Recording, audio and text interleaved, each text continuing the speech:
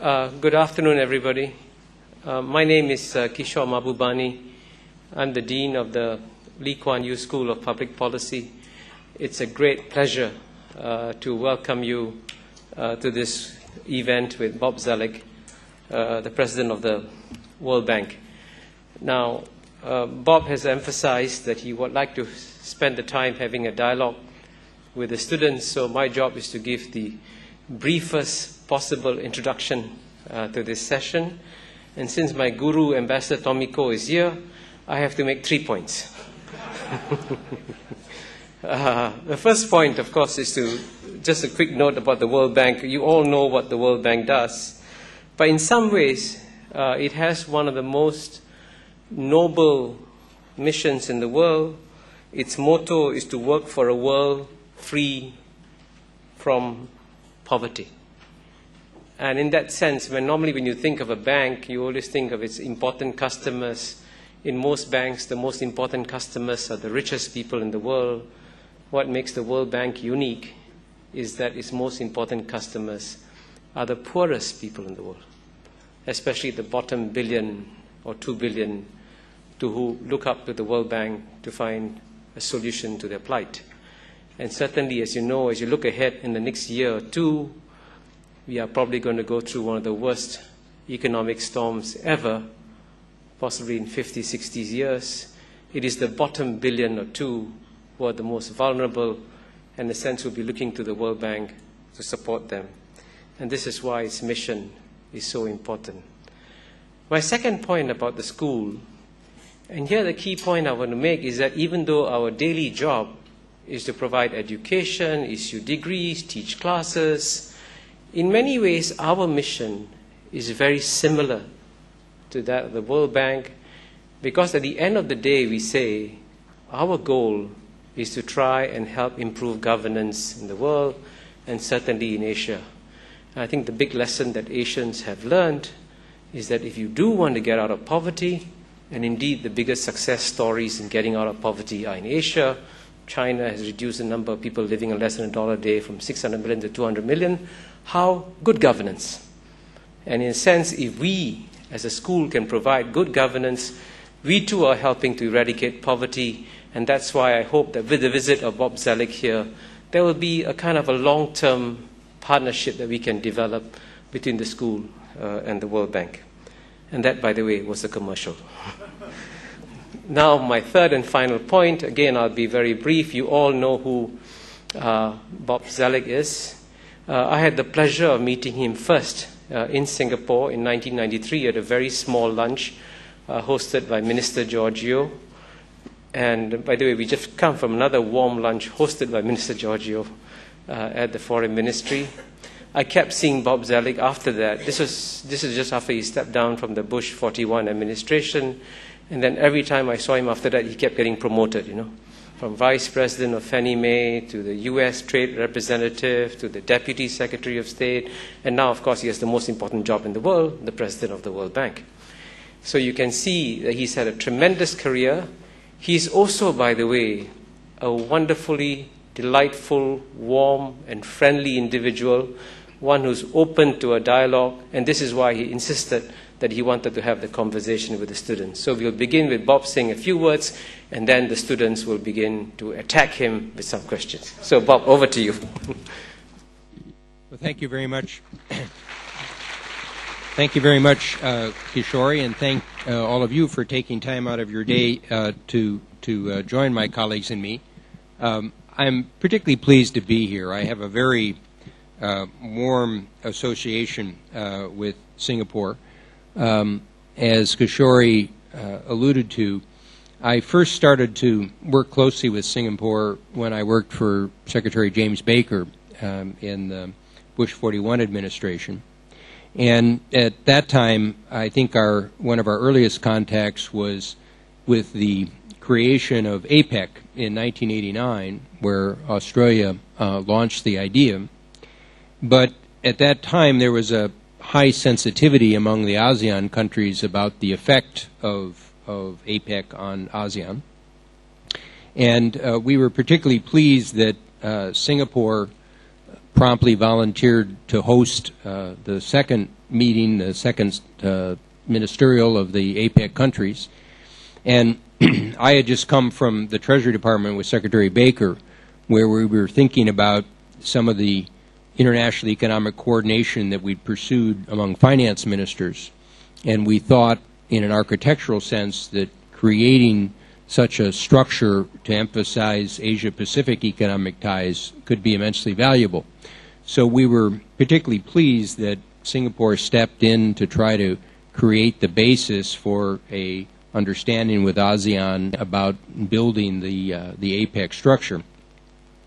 But I quickly found that there was another benefit, and that is I had the good fortune through my work with Secretary Baker to get to a prominent position at a relatively young age, and the one other country where I could meet people that were at a similar position and who were my age and people who I could play with was Singapore, because Singapore was moving such talented people as George Yeo up the ladder of opportunity very quickly. So on the sidelines of various meetings, we used to exchange thoughts and ideas, and I always found Singapore to be a very intellectually stimulating environment, in part because people wouldn't accept the basic assumptions that in many parts of the world people refer to, whether they fully have debated or understood. And so ideas that coming from the United States would have been seen as the foundation of a debate, you had to explain. And if you have to explain them, you have to reason through them. You have to understand the argumentation. It provided another opportunity for me in that I actually first studied economic development in 1972 at college, and my economic development professor had worked on Malaysia.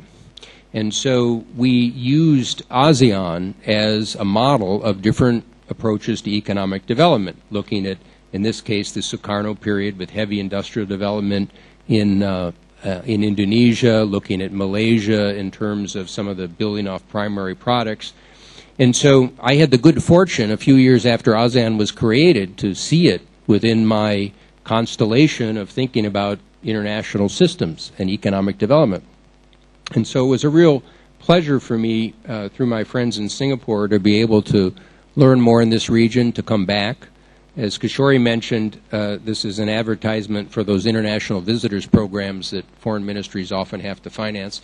After I left office in January of '93, Singapore kindly invited me, so I really had a chance to spend about a week in Singapore and see the housing projects and see some of the ecological reserves and others, and got a better chance to learn about Singapore than you would if you just come in for meetings and conferences. So over the years, I've been very pleased to keep that process of discussion and exchange alive. Today, I'm very delighted. My colleagues at the World Bank Group and our friends in Singapore have reached a memorandum of understanding, which is a way of building on this, because we're looking to learn from Singapore's experience about urban development. And this makes an important point about understanding what the World Bank Group is really about. Many people assume that because our name is bank, that our primary role is pushing out money. But if you look at our business last year, our total business for IFC, our private sector arm, IDA for the 78 poorest countries, IBRD for the lower middle income and middle income countries lending, in MIGA, was about $38 billion. Now that's not small, but in the global sense it's quite modest. This year, because of the economic crisis, I'm sure will be much higher. But what that really represents is that when the World Bank is most effective, we combine three elements. We combine knowledge and learning and global experience from around the world, constantly updating it, testing it, understand what works and what doesn't, and trying to relate it to other countries around the world. Second, we try to have the projects be more expansive than the individual investment. So we look for projects, for example, in China that might help develop credit systems for small and medium-sized enterprises, or in other parts of the world, microlending. Or we might look to see how we can develop carbon trading markets. Or we might look to see how we can expand the learning for conditional cash transfer programs that were very successful in Mexico and Brazil and are now being expanded to many other countries. Or a host of other efforts where we try to get the economic externalities, if you will, to provide additional knowledge and learning. And then the third aspect, which does distinguish us from a university or OECD, is we do have capital to invest. And so that allows us to move these forward in practical, on-the-ground ways. So in that sense, you could not think of a better partner for the World Bank Group than Singapore, because the challenge is to take the knowledge and learning and the growth and development experience of Singapore, not only within this one country, but in ASEAN and APEC, seeing itself as part of a global market, and trying to draw lessons from that and trying to customize it more broadly. And because of that, as soon as I learned a number of years ago about the Kuan Yew School, I wanted to figure out some way to at least come by. I can't think of a better testament for a leader who has made a huge mark in the world, and I think that in itself is a wonderful statement. But as I learned about Kishore and the leadership of this school, I just find it a fascinating place, given all the energy and dynamism in the Asia-Pacific, but also in South Asia, the ability to be an interconnecting point, in a sense to leverage Singapore as a smaller country, making it more comfortable for people to come and broaden the exchange, whether as students or researchers or track 2 political dialogue, strikes me as a wonderful opportunity. I was a graduate of the Kennedy School, so I have some general interest in public policy programs and how they develop. And to see this one develop in Singapore, to me, is just a wonderful testament to the ongoing process of building a stronger international system. And in that sense, let me just close with this larger point. When I first came to the World Bank Group about 18 months ago, I saw part of my challenge as to reformulate the focus and the mission of the World Bank to adjust for a very different environment from the one that it had been launched some 60 years ago. The World Bank Group is one of the grand old multilateral institutions that everybody reads about coming out of the Bretton Woods system, but it's obviously had to adjust with the tremendous changes in the international system. And like all public bureaucracies, it's probably a little bit slower to change than some in the private sector. But so part of our challenge was, and is, how do we adjust? Well, now we even have a faster paced demand because we're in the midst of an economic crisis that its depth and its scope are really still very difficult for anyone to assess with any degree of precision. We at the World Bank play a key role by trying to focus on the concerns of the developing countries, while the crisis started in developed countries and many of their actions affect developing countries. We try to keep an eye on not only supporting them, but in policy terms to think about how we can make sure that those perspectives are entered into the debates and discussions, whether it be the G20 or G7 or G8 or other organizations. So I've always very much enjoyed trying to be stimulated by people that have more time to think about this conceptually than I do. I'll just share with you that I think probably one of the bigger challenges, and Kishore is a good representative of this, is trying to think conceptually and strategically, but also to have an eye on operational and execution and implementation. You'll find people that are often skilled at one or the other, and I've found that the real challenge is being able to connect those two. But to conclude, in some ways, the challenge for us at the World Bank Group is not only how we overhaul this grand institution to meet new demands, but how to deal with the challenge of modernizing multilateralism and markets to deal with this crisis. And as some of you may know, that was the subject of a speech that I gave before our annual meeting. So I asked Kishore that we dispense with the formal lecture and instead maybe have a little bit more of an interactive process.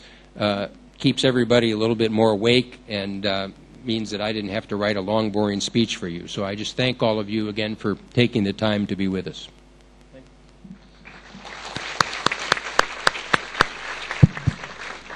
Thank you, Bob. We're going to go right away into the questions, and we have 4 students from our school we're going to start with the ladies first. So, Asul, can you start and introduce yourself and then pose the question, please?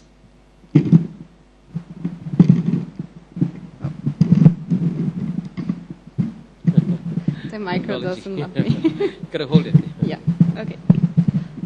Thank you very much, Mr. Zoellick, for being here and engages in this opportunity. So the first question I'll do will be relating the Asian financial crisis. You have to introduce yourself and say, sorry. My name is Azul Ogazon. I'm from Mexico City. I'm the first year of the Master in Public Policy.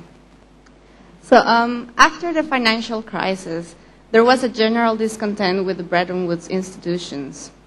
Today, facing a different type of crisis, what will the World Bank do to help all, but especially the Asian countries? Which are the concrete reforms that the World Bank is most likely to undertake?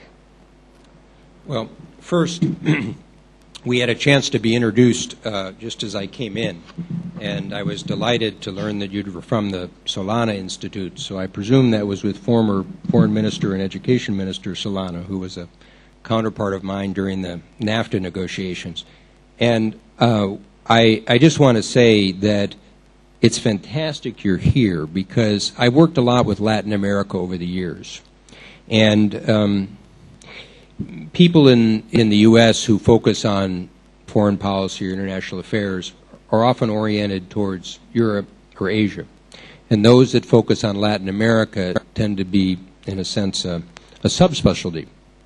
But because my background was as much or more economics than security, I've worked with Latin America since the 1980s at the Treasury Department. And what I've often had the opportunity to point out is that many of my colleagues in Latin America still focus on a North-South relationship with the United States. And so many times I've tried to convey, particularly as trade minister, that the real challenge for Latin America was seeing its relationship in the context of changes in Asia and elsewhere. So I think it's fantastic that you're here. The World Bank and the economic crisis. I think there are different levels of our performance. First, we have our basic lending at the World Bank is done through something called the IBRD, the International Bank for Reconstruction and Development. These are loans done for various types of programs for countries that are low middle income or middle income countries. And I announced a few months ago that we have the good fortune of having the capital base that while today we have about $99 billion of loans on our books, that we could expand another $100 billion over the next 3 years. And we'll be having a very rapid expansion this year. Now, those are rough numbers, but let me explain the effect of this. And it's an interesting case using your question and your origin. Both Mexico and Indonesia are countries that, since the 97-98 financial crisis, have had some pretty good fiscal programs and pretty good budget discipline. But because of the government guarantees of developed countries flooding markets, countries like Indonesia and Mexico have been uncertain of whether they can tap international financial markets. But at the same time, learning from 97 and 98, they don't want to run strict contractionary policies that would deepen the problem because of the slowdown in the global real economy. So in the case of both Mexico and Indonesia, they may want to have budget deficits on the order of 1.5% to 2% of GDP, focusing on some safety net programs for the most vulnerable, but also some infrastructure that can put people to work, but also create the foundation of future growth, as happened in China's development in 1998. But the governments were somewhat concerned about whether they could put forward a budget that would clearly need external financing, but be in an environment where they're not certain that they could find it. So we at the World Bank, including some innovations we put in place in recent years, were able to try to move quickly, and in the case of Indonesia, work with Australia and Japan, the Asian Development Bank, to try to put together a funding package of between $5 and $6 billion to offer that support. And we're doing something similar in the case of Mexico. And in a sense, that added IBRD lending will provide similar resources, whether it be India with infrastructure and social safety net programs, whether it be Colombia, the Philippines, Thailand, all throughout the region and the world more generally. We're even finding, I'm dealing with this by email as we talk, with some of the Central and Eastern European countries that are also under stress points. Our second source for the 78 poorest countries is something called IDA, the International Development Association, where the IBRD loans get the advantage of our borrowing in global markets. IDA provides either grants or long-term loans at no interest rates. But because of those financing features, we have to raise the money every 3 years, and we contribute some of our own income to those funds. So fortunately last year we were able to raise a record amount for IDA 15, the 15th replenishment, of about $42 billion, and we're in the process now of trying to see whether we can deploy that more quickly to try to help those countries that are most vulnerable. Third, one of the less known aspects of the World Bank Group is a very creative arm we have called IFC, which is our private sector arm. IDA and IBRD lend to governments. IFC lends to the private sector. And IFC does not have government guaranteed loans. They traditionally did loans, but now they're also moving into the equity business. I just came from China, where we have about $2 billion of investments in China, try to be targeted towards developmental aspects. And so IFC, and I'm very pleased with this, read what was happening in the markets very quickly, and we are trying to meet the need, for example, for additional trade finance. Many of you have seen that you not only had a big breakdown in demand for trade, but for countries that might actually have markets they could export to, they had lost the ability to get the trade financing. So we expanded our trade finance facility, which is available for about 160 banks in some 60 countries, to about $3 billion. Secondly, we saw that a number of otherwise viable infrastructure projects were losing their rollover financing. And this was the worst of all worlds. You had a half-finished project, people thrown out of work, and you didn't build the basis for future growth. So we're trying to put together a fund with some IFC money, but also some from some developed countries to try to keep those projects moving forward, and maybe on the range of $1.5 to $10 billion.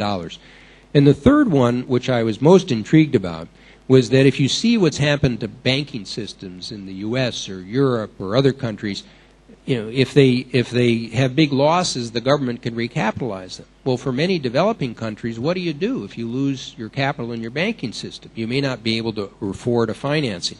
So IFC, which has had a long history of investing in private sector banks in the developing world, including in East Asia.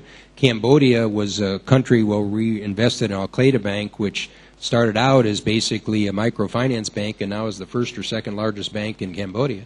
But we will recapitalize these institutions. We're putting in $1 billion, but we were able to mobilize another $2 billion from Japan. So you can see part of our challenge as a multilateral institution is not only what we do ourselves, but how we can mobilize for others. But looking ahead, I'm concerned about some other things. First, I'm deeply concerned about the most vulnerable in the process. At the time of the food price increase and fuel price increase, we created a rapid financing facility of $1.2 billion to try to help with safety net programs. For some countries, it might be food for work. For some, it may be school lunch programs. For some, it might be seeds and fertilizers because people couldn't afford the inputs. And we were trying to, in a sense, improve our own record by being able to move much more quickly in support. But as I see what's happening in 2009, I suspect that while some of these prices are going to come down, because of the unemployment problem, you're going to have a real difficulty in terms of income support for those that are poorest. So this is a good example of how we're trying to take our knowledge of safety net programs from different countries, adapt them to what the institutional capacity is, and also support some of the financing. And in general, the last element that I would say we're trying to pursue is understand from a client perspective what most concerns the developing countries so we can raise that in the larger debate. So, for example, at the G20 meeting that I attended in Washington, I was able to speak at the dinner of the heads of government. I drew their attention to the fact that while it was understandable that developed countries had guaranteed a lot of financing for their financial institutions, they needed to recognize that this would make it harder for developing countries to finance their own budgets. And so over time, you have to think of an exit strategy or some discipline to this process. In the meantime, we can fill some of the gap, but we can't do it forever. There are other issues like that in the international system. One that will be very important is the dangers of protectionism. I suspect you're going to see big price discounts in 2009 as you start to see unemployment. I think you run the risk that people will start to use beggar thy neighbor policies, such as trade subsidies or currency policies. And this financial and economic and unemployment problem is serious enough. If we start to trigger a round of protectionism, as you saw in the 1930s, it could deepen. So part of what we also try to do is, in fact, from visits as I just had in China or here in Singapore, or I hope to have with the East Asian countries at the summit that we were going to have this week, is to try to get a sense of what's happening in markets to try to help play a catalytic role in the debate. Great. Next question from Jacqueline. Again, introduce yourself, Jacqueline, and pose your question. I'm Jacqueline Chen from Singapore, and I'm currently in the second year of my Masters in Public Policy program. And my question is on the governance structure. First, what are you going to do when you graduate? Probably work at MTI. Ministry of Trade and Industry. Oh, that's a good ministry. I'm particularly interested in the governance structure of both the World Bank and IMF, as we can see that there's a trend that these are dominated by Western countries. Decisions are also made and policies implemented by G7 because they represent the largest donors without consultation with poor and developing countries. So if I may, what are your views on this undemocratic functioning of the World Bank in particular and Bretton Woods institution in general? Okay. Let me come back. I'm going to give you the specifics, but I want to come back to your point about democratic, because particularly for this institution, I want to make a larger point about multilateralism. But first, as some of you may know, the votes at the World Bank and IMF are determined by a percentage allocation that is based roughly on size of economy, but other factors as well. We have a 24-member board, and one of the steps that we took to start to rectify this problem is that actually some of the rising economic powers are pretty well represented on the board, but Africa is very unrepresented, only had 2 seats, where Europe has 8 of the 24 seats. So we agreed, and this is a decision of the shareholders, but the management can help move this along, to create another seat for Africa. We also increased the voting power for the developing countries. It's now up to 44% for IBRD, 48% for IDA. But for those of you that like analytic methods, this was an interesting little insight for me. It turned out that the voting share for IDA had been about 42%. The 48% was already authorized, but the developing countries didn't pay the $17 million that they needed to get the extra 6%. Now, that might raise a question in some minds about whether it was a debating point or an important point. It turned out we worked with the Nordic countries to actually get the $17 million to buy the extra 6% of the shares. But it suggests something that I'll come back to about whether the voting shares are sort of critically important. We also have recognized that this is just a first step. And so we're looking to further make adjustments. And I asked former President Zedillo of Mexico, who had a high-level task force, to step back and look at the broader governance issues. Now, those issues are in control of the shareholders. The ones that are more in control of management may be equally significant. Since I came to the World Bank, I've appointed 8 officers. 7 of those have been from the developing world. I appointed the first chief economist from the developing world, Justin Lin of China, and I'm trying to do, as part of our staffing program, to bring more people in from the developing world, more women I might emphasize as well, until the senior management ranks. Those are aspects that are within our control. Then there's also aspects of how we do business, and this reflects the changing World Bank. I don't think it was ever a monopoly, but if you go back 40 or 50 years, you could see that the World Bank was the big player in development, and we had a lot of expert people who would kind of, in a sense, instruct people what to do. We're now part of a network, and so I've tried to urge the staff at the bank to see themselves as serving clients and serving partnerships and see themselves as problem solvers. And this is another management challenge that I encounter. It may apply to some of you. We have many, very many qualified people at the bank. Many of them have high analytical skills. They may not necessarily come in as problem solvers. I'm sure many of you are in discussions where people can analyze a problem well, but if you actually try to figure out how to solve it, that's a different dimension. And so what we're trying to develop is the idea of listening to the client, understanding the problem, and then trying to use the knowledge and tools that we have to try to solve the problem, recognizing that sometimes the perfect shouldn't be the enemy of the good. Now, the last point, however, goes to your point about democracy, and that is the World Bank and IMF's voting shares were based on a sense that if you were bigger contributors, you have a bigger say. Now, you have different models, and these are part of a major debate. Again, at the G20 meetings, try to point out that there was a model called the League of Nations that had one vote, one country. I don't know if that's democratic or not. It's good for Singapore if you've got 4.5 million people. It's one vote for China with 1.3. I don't know if that's democratic. It does reflect the sovereign states of the time. But it also was a very ineffective organization. And people in this region partly saw what happened when security could not be maintained by the League of Nations.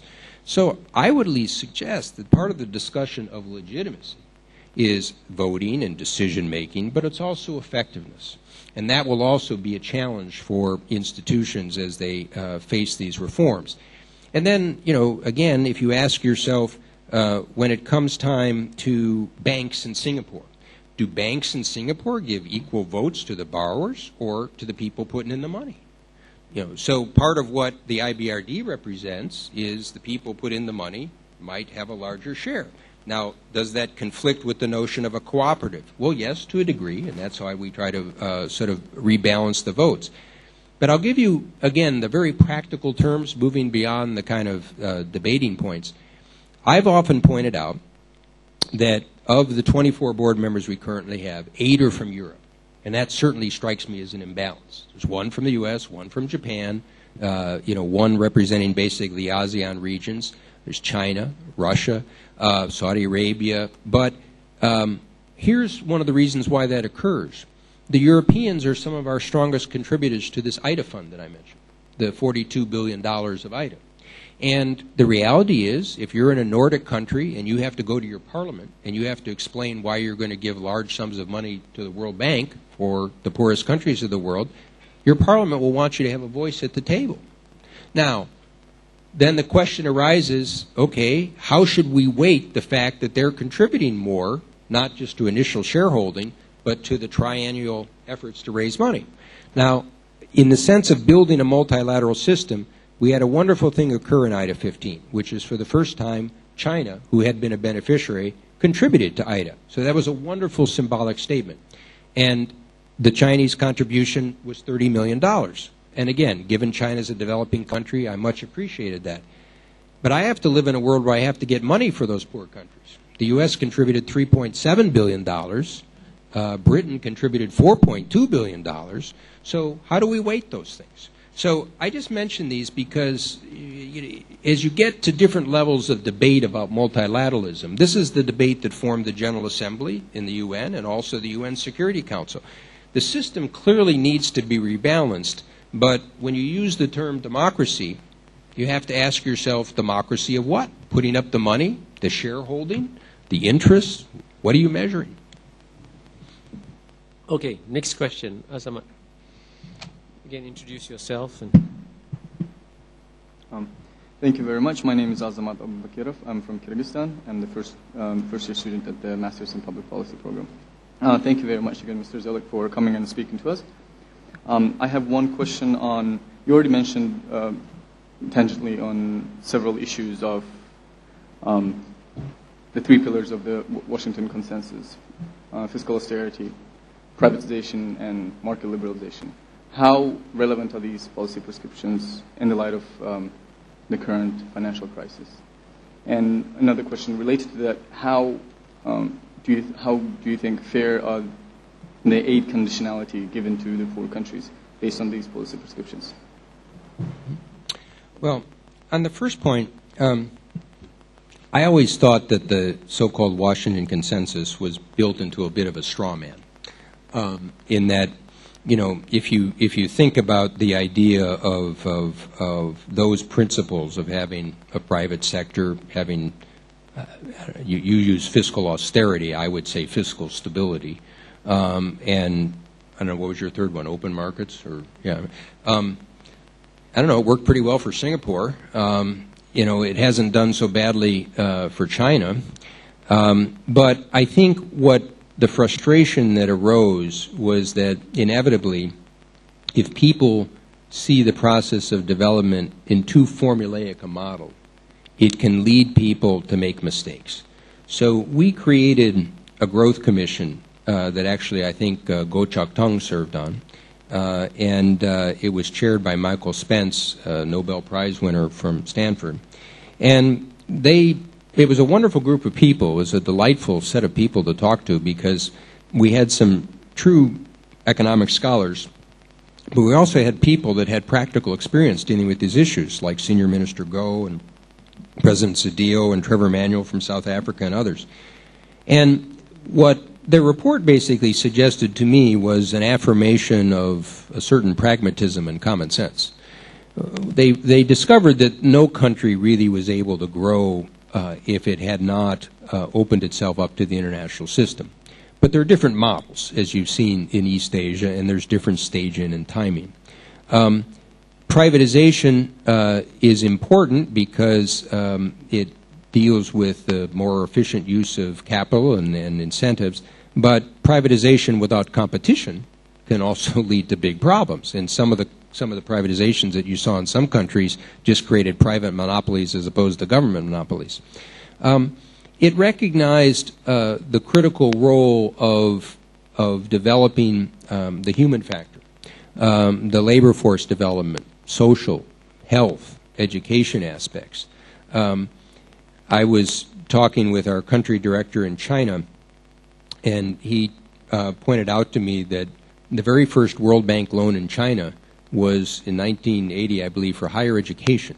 Now, you might have considered that to be an unusual purpose at the time, but you know, as you look at the development prospects, the importance of having higher education and technical training is probably quite important. Now, the development community probably resisted it because in a post-colonial period there was a fear that you had an elite that was treated very well and to the disadvantage of others, and you need to have broad-based education. But Singapore is almost the most wonderful case of a leadership that now and then said, we don't agree with the development expertise. In fact, there were some big debates with the World Bank at the time about founding Singapore Airlines, which turned out to be very fine airlines, and other sort of innovations that Singapore used effectively. So what I draw from this is there are some basic principles about markets and openness and competition and private property, and I've never really seen a country be able to get too far without fiscal stability for too long. But the question is, you also have to have a pragmatic approach to these issues, and that really reflects what I was trying to say in our service with clients. What we try to do is recognize the client's perspective, share with them the experience of what we've seen around the world, and then, frankly, the most important part, and I guess the greatest lesson that I've learned about development or many other fields, is that if the country doesn't own it, if they don't buy into it, it's not going to work. You can have great outside experts come up with great ideas, but if the people don't think it's theirs, they're not going to make it work. So part of this is an iterative process of reaching that understanding and appreciation. Now, there's a second part to your question. Sorry. How these policy prescriptions can be softened or loosened when the conditionality. Yeah, this is a big topic, and part of this reflects the fact that at times in the past for the World Bank, and this was also true of the IMF, the money came with a long list of conditions of things to do. And some of the NGO and civil society communities particularly focused on this issue. As a factual matter, we've greatly reduced the conditions that we apply to loans. The average in the past years is, I think, about 11, down from 33.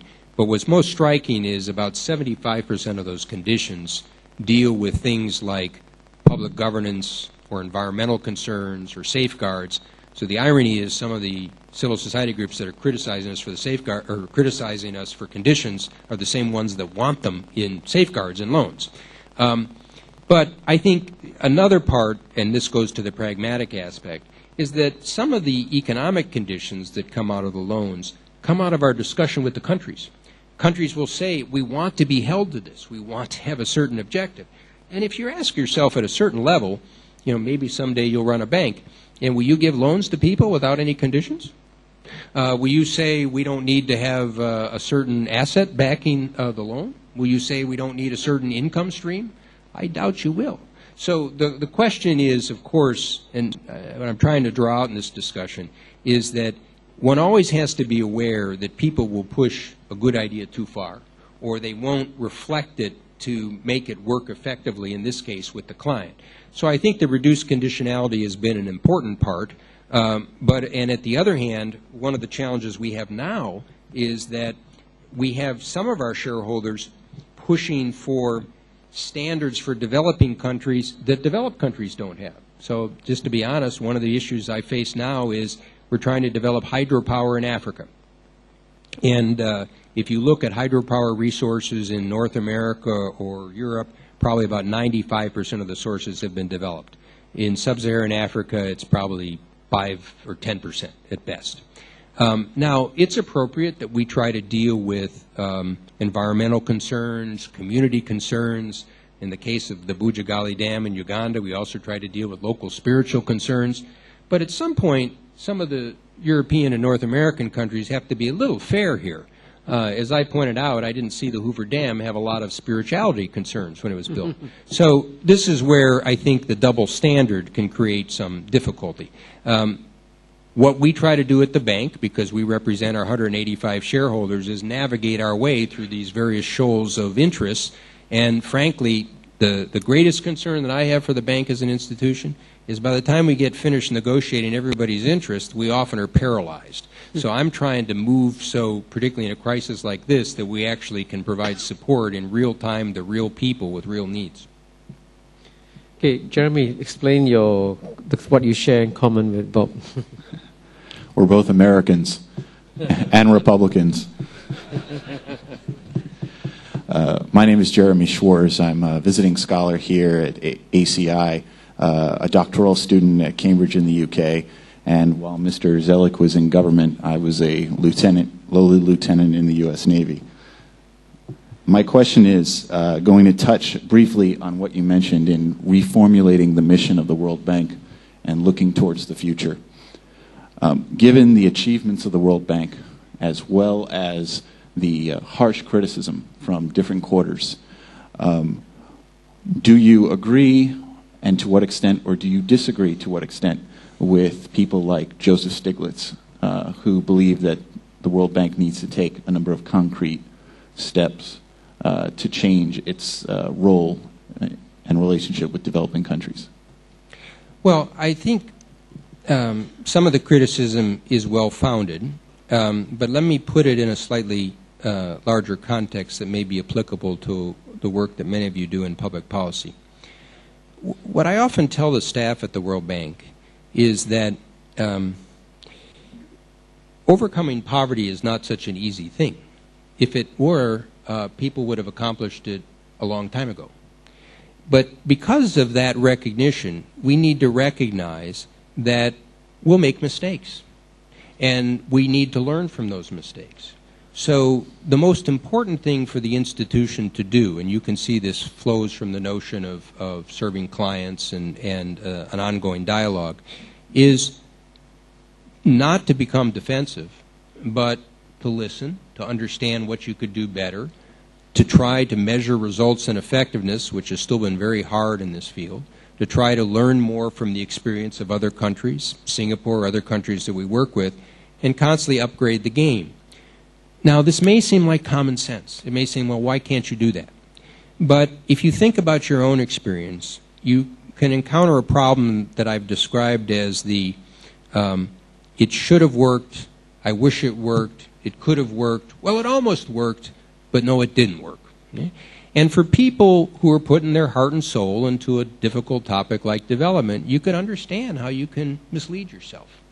But what we're trying to build into the integrity of the institution is a sense that ultimately that doesn't serve the clients and the people that are most important to the World Bank.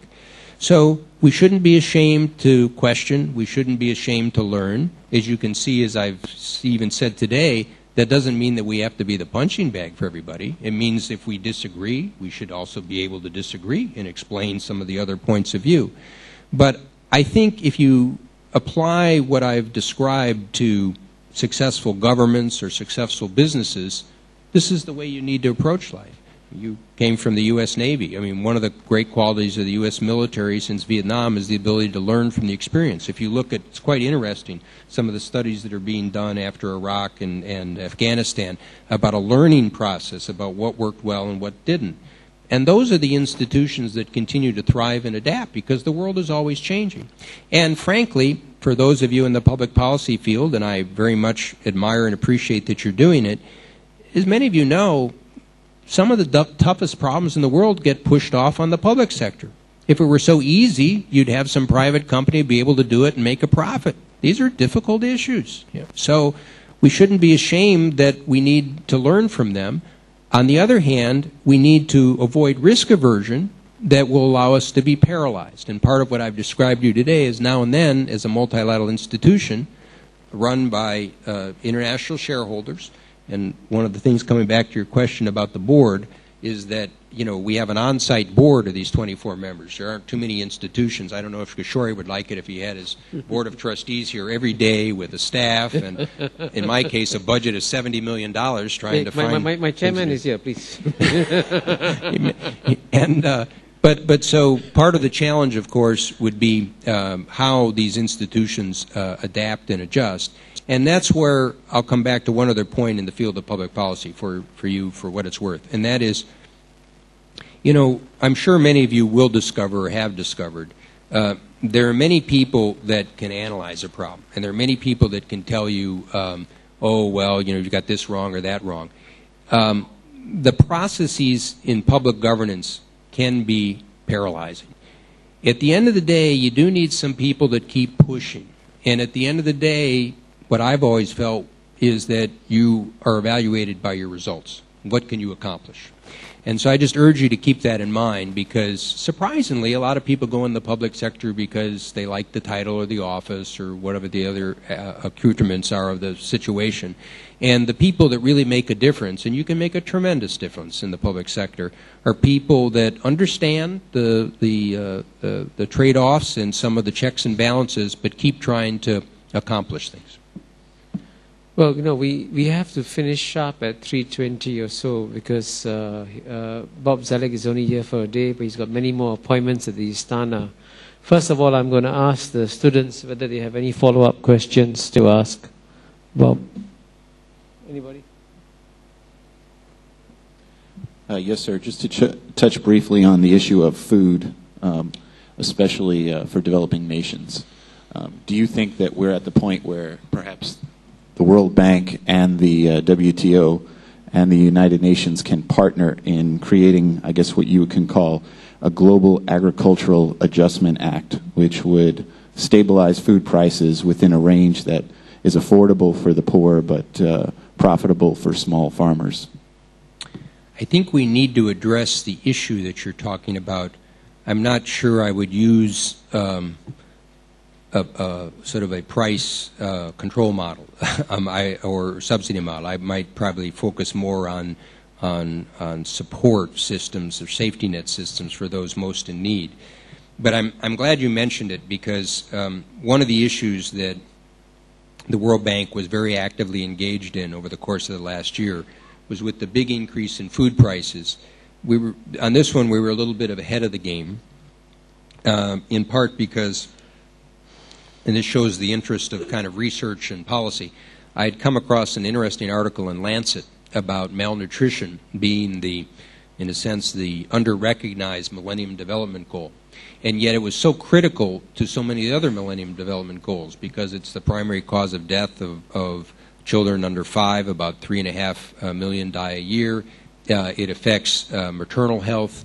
It's a cause of 20% of the deaths of young women who die. It affects education, and our research now shows that if you get an unhealthy start, it'll affect your job and earning power your whole life.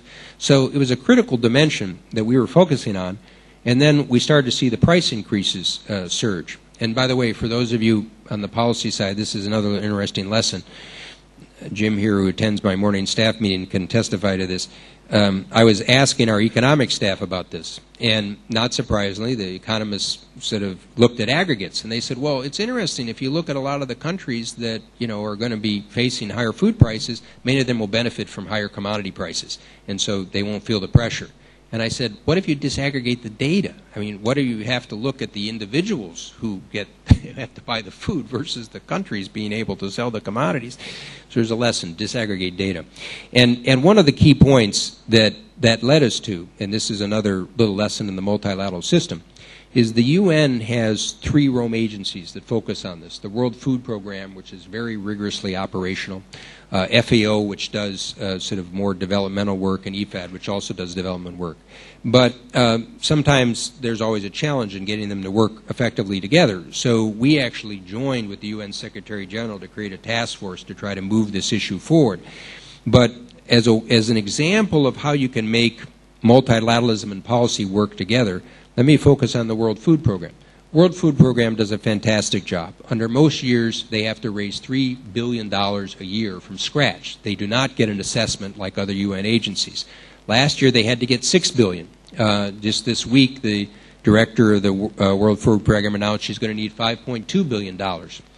But because that money has to be raised from scratch, and a lot of it is conditioned on one use or another, it's not as operationally as efficient as it could be. So we sat down with the World Food Program and we said, look, if we could get simply multi-year funding or some sort of credit line, we could help you use the derivatives market to be able to deal with exchange rate risks and some of the transportation cost risks or some of the commodity price risks. It wasn't rocket science in terms of financial markets, but it's an example. If we could get a little bit more freedom in the funding system, we could probably save 20% of the costs of the World Food Program and help it be more effective. And then we took it one step further in that probably in Singapore, given some of the hurricanes or typhoons that you have out here, there's a probably pretty good weather forecasting system for long-range weather. That doesn't really exist in sub-Saharan Africa. So we're trying to work with the World Meteorological Organization to set up some long-range weather forecasting offices so we can then connect that with moving the World Food Program needs and our support. So it's an example of the type of innovation that doesn't have to be super complex, but could make much better lives for people. Now, the one other aspect to your question is not the immediate support, but it's increasing production productivity. Then here there are huge opportunities. But again, one shouldn't see it just as a public sector issue. Our IFC team in Africa is doing a great job by looking at the whole value chain. What are the property rights? What's the system for seed distribution? What's the storage facilities? In many sub-Saharan African countries, 50% of the production is lost along the way. What are the irrigation systems? In sub-Saharan Africa, only about 5% of the agriculture is irrigated, where compared with South Asia, it's maybe 40 or 50%. You're totally dependent on rainfall. And then that also allows some of the new development solutions that we've talked about, because in the case of Malawi, what we've done is we said, we can use a rain index to create an insurance policy for you. If rain doesn't reach a certain level, we can use the insurance markets, or in effect the derivatives markets, to be able to give you a payment that you can then distribute to farmers because their production won't be as high. So I personally believe that the world food problem is one that is going to come back and be with us. The biofuels interconnection has really drawn a very tight sort of relationship between world energy prices and world food prices. When barrel of oil gets about $40 or $50 a barrel, there's almost a one-to-one relationship now with food prices, where it used to be maybe 20 cents to 1 below that. And so this shows a little bit of the free spirit at the World Bank. Our economists have actually suggested that they think that the price range may not, for oil, may not be quite as volatile as I personally think it's going to be. I think you're going to see when growth resumes that because of the lack of investment in supply and in equipment, that we could return to this cycle. And so we need to use this time, even as we're dealing with today's crisis, to try to think about, try to help on the food and fuel issue for the future. Okay, we can take one or two quick questions from the floor. Let me start over there. And then I emphasize that we have to finish in about 10 minutes, so keep your question short if you don't mind. Identify yourself and... Thank you for this opportunity. My name is Salil. I come from Bangkok. I'm a postdoctoral researcher. In what area are you researching? In sustainability practice. This question you presented, you mentioned about currency policies, the risks and multilateralism. How about being an engineer? This is a conceptual question to you. Like we have the US dollar, we have the euro. Do you foresee an Asia-Pacific currency coming up or a Latin American currency coming up so that it exists in a honeycomb sort of arrangement? As an engineer, I see the honeycomb arrangement is most stable. So that will absorb some of the financial risks. Possibly, but let me explain why I say that. It's a function of whether countries not only have important economies, but their policies towards financial markets and the openness of their capital markets. Japan is the second largest economy in the world. The yen has not really developed into that role. Could I imagine that over time the renminbi would develop into that role? Yes, I could. And from the perspective of bank policy, World Bank policy, let me explain how we're trying to approach this. When I was at the U.S. Treasury in the mid-1980s, you really had the dollar as the reserve currency. But one of the effects of some of the turmoil and volatility combined with the creation of the euro was that you then developed the euro as a reserve currency.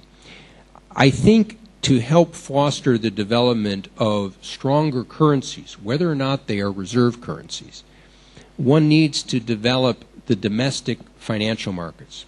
So we have a project we're developing called GEMLOC, which is to try to encourage the development of local currency, local bond markets.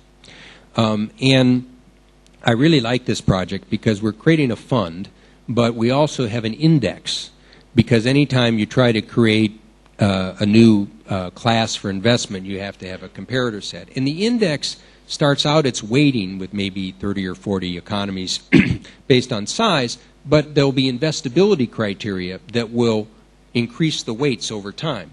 And then the neatest thing about it is we plan to exit it after about 10 years. But there's in the back of my eye, there's the idea that this could be planting the seed of developing deeper securities markets in local currencies, which would help create greater stability. And the reason I paused with your question, which is an exceptionally good one, is that, see, one of the things that I've seen develop in my lifetime is the fact that until September and October of this year, we saw something quite fascinating. We saw that there were multiple poles of growth in the international system. China and India were providing a pole of growth. Now, I never believed in the decoupling logic, but I do believe you can build multiple poles of growth. And one of our challenges in the World Bank would also be, can we help Africa become a multiple pole of growth? Now, some of you may be skeptical, but just think back. You know, at the time of 1992, who would have thought that China and India would have been a multiple pole of growth. As recently as 97, 11 years ago, the main role for China was just to hold the currency peg. Okay? So the part of public policy, in my view, is planting seeds for the future, creating the institutional political economy arrangements to allow people to take advantage of them and develop. You never can be sure that they will. But, you know, and just to draw a little reference with this community, it's sort of interesting. When I left, I was the Deputy Chief of Staff at the White House under Baker in 1992 for the last months of the Bush 41 administration. And when I went over to the White House, one of the things we had to do is I had to develop an economic agenda for the future. And at the time, I said, I had the idea of kind of, in a sense, improving the productivity and efficiency of the U.S. economy, connecting to the global market. So I launched the idea of a series of free trade agreements. And at the time, in this paper in 92, it's called the Agenda for Economic Renewal or American Renewal, I noted the possibility of a free trade agreement with the U.S. and Singapore. And at the time, the message you got back from Singapore was, oh, well, we'll only do this in ASEAN. Well, you know, fortuity struck. I became the U.S. trade representative 8 years later, and we did a free trade agreement with Singapore. So you can either draw one of two conclusions. One, this was one of the few times that I out-anticipated the leaders in Singapore.